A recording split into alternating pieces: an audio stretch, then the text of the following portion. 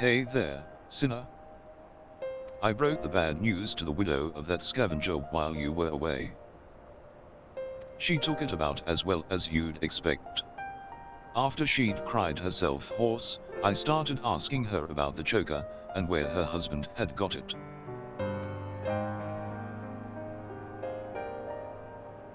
Seems he and his mates took a trip to Il Mheg a year or so back, hoping to cart off all the Voeburtite treasures they could carry from an untouched ruin they'd learned about.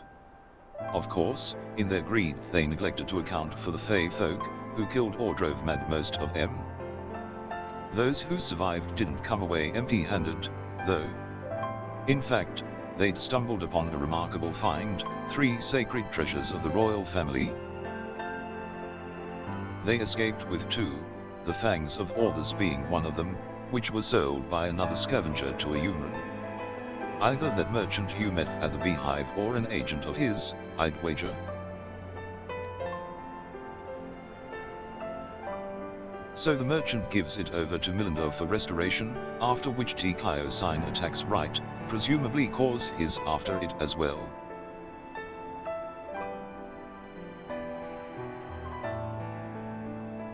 Meanwhile, the scavenger here in Mord Souq keeps the choker, the Eyes of Orthus, locked away for safekeeping, and when he finally decides to sell it, the sinless bastard shows up again.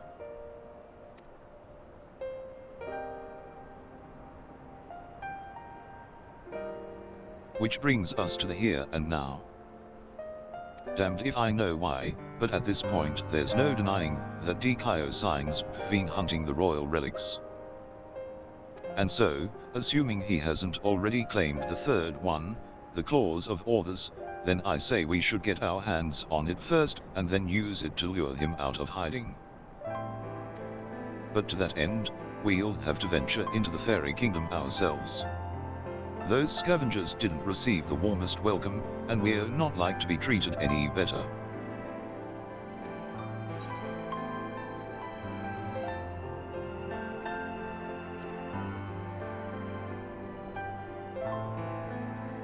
Why does that not surprise me? Well, if you and the Fae have an understanding, perhaps we can traverse their lands without worry. That settles it, then. We'll head to Il Mheg and ask after this Voeburtite ring.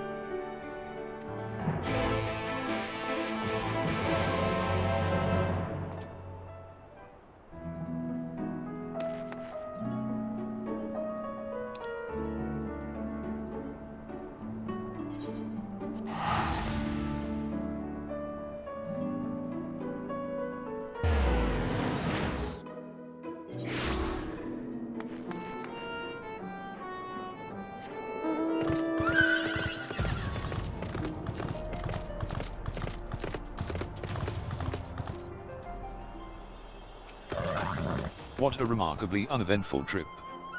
I kept jumping at shadows, waiting for eaters or foul demons or worse to attack, though that might be preferable to the Fae, frankly. Still, we're going to have to deal with them eventually if we're going to find this ring. After all, the New Mheg were part of Voeburtite society, and without their help I'm not sure where to even begin our search.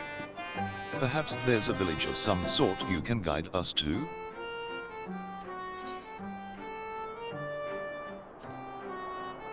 Plane, eh? Very well. Lead on, sinner.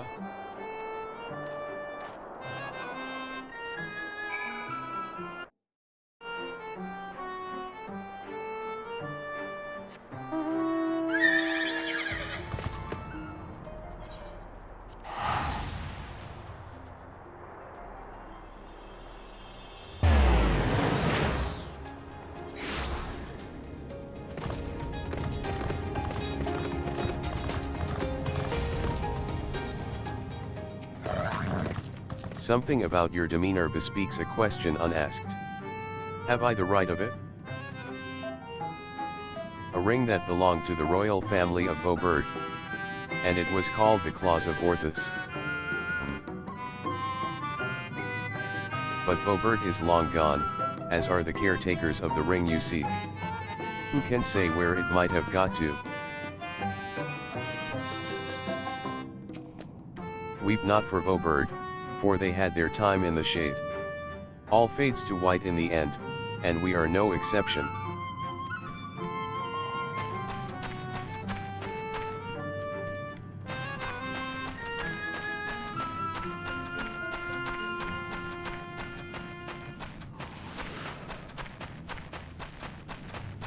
I am sure my eyesight is getting worse.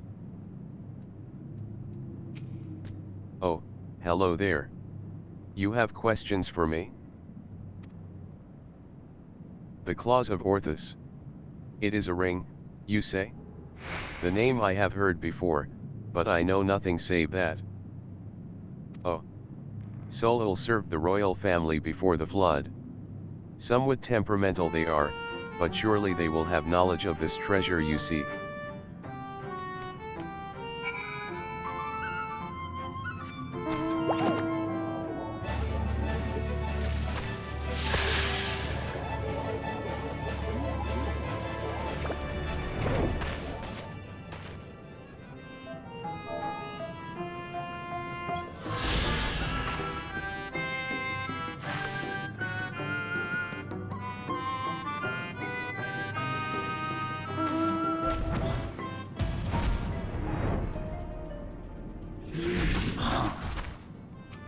Have yourself a conversation or three.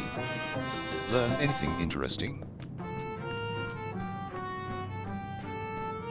So this Sulla is the one we ought to speak with, eh? A former servant of the royal family, which would mean they've lived well over a century. Bugger me.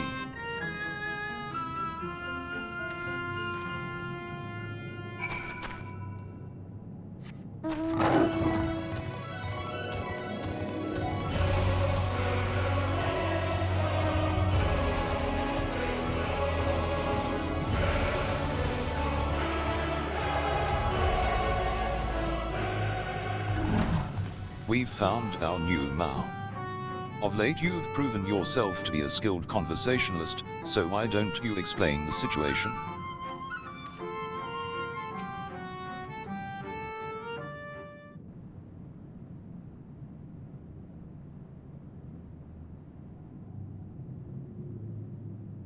I do not know you, yet you seem to know me.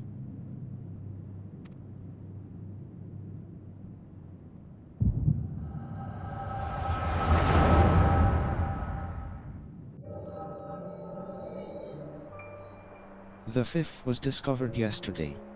A young girl not yet of age, transformed into a misshapen beast like the others before her. As if we needed more proof of a pattern. At this rate, any citizen could be next. Tell me you at least learned something from this one. I studied her remains myself.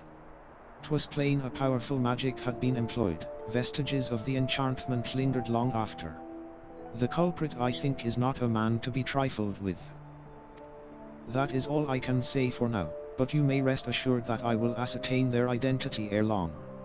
On my honor as court mage, I swear it. Until I do, however, I would implore you and your fellow knights to dispatch any who turn or show signs, without hesitation. But these are our kith and kin. Should we not try to keep them alive until a way to reverse their transformation can be found? Your mercy would place countless others at risk. As a knight of Voeburtite, did you not vow to serve all her people? Justice for the weakest among us, was it not? How many such innocents will die before you do what must needs be done? It pains me deeply, Brandon, but the safety of the royal family is paramount. I fear that to take anything less than the most drastic measures would be to invite death into this castle. Death is already here.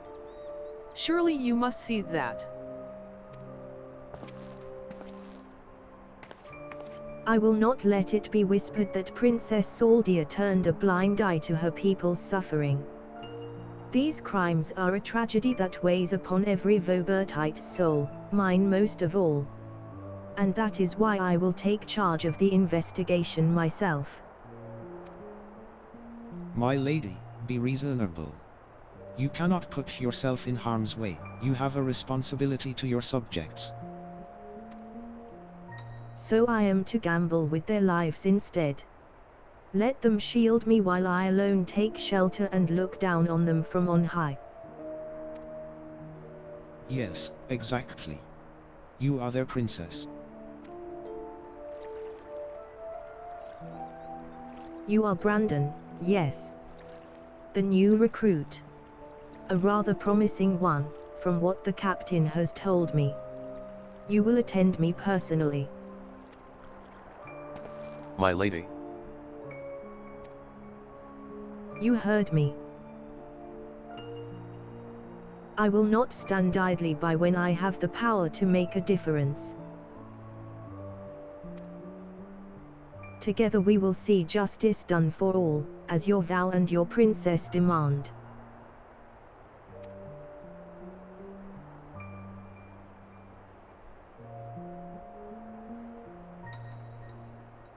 Lady Saldia, I understand.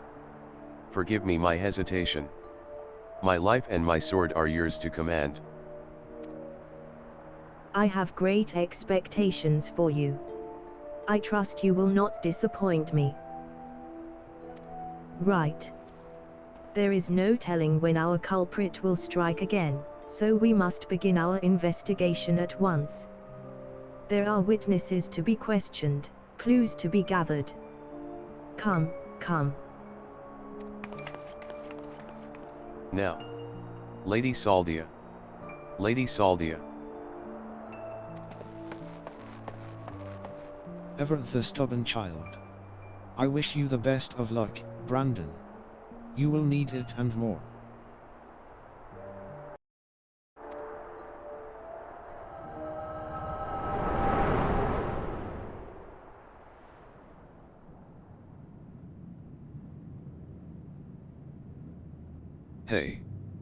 Hey. Are you all right? The way you were holding your head, as if racked by a terrible pain. What happened to you just now?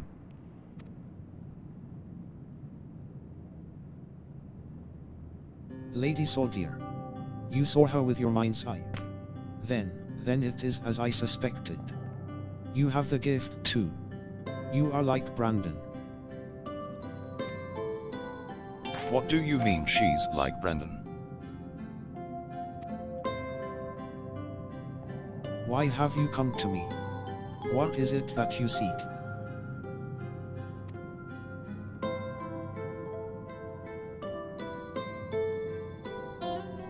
I see. And for this hunt of yours you have come to Il Mheg in search of the Claws of Orthus. I am afraid this is no simple matter. First, I would know that you are capable of facing the eater you seek.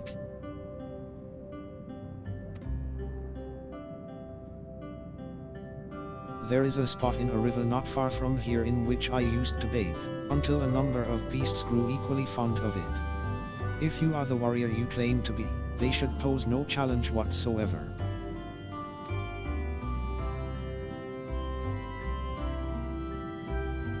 As for you, I have questions.